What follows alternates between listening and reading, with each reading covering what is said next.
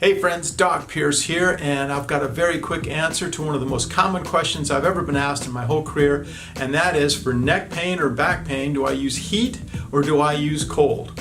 And there are no absolute answers, but I'm going to tell you, 9 times out of 10, my recommendation is to go with the cold. And the reason is this: you can put heat or cold on the area and it's going to sedate the nerve and make it feel a little bit better in the short term. But putting heat on the area is going to dilate the blood vessels, cause more inflammation, so that an hour or two later you can actually feel worse. I don't know how many times over my career I've heard people say, well, I had a little bit of a low back pain, I went to bed with a heating pad and couldn't get out of bed the next morning.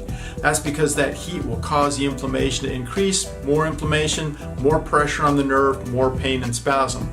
Cold, on the other hand, even though it doesn't feel quite so comfy when you put it on, it's going to pull some of that swelling away from that nerve root, reduce the pressure on the nerve, reduce inflammation, spasm, and of course reduce your pain.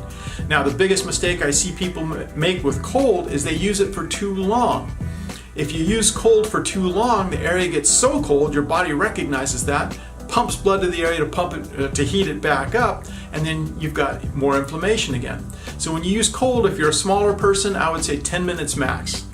Larger person, up to 20 minutes. But after 20 minutes, take that cold pack off and let the area warm up for at least another 30 to 45 minutes, and then repeat the process. So as many times as you can, 10 on, 20 off, 10 on, 20 off. That'll pull this inflammation out of the area, make you feel a whole lot better. And like I say, you're 9 times out of 10, you're safe with the cold. It's not going to aggravate things.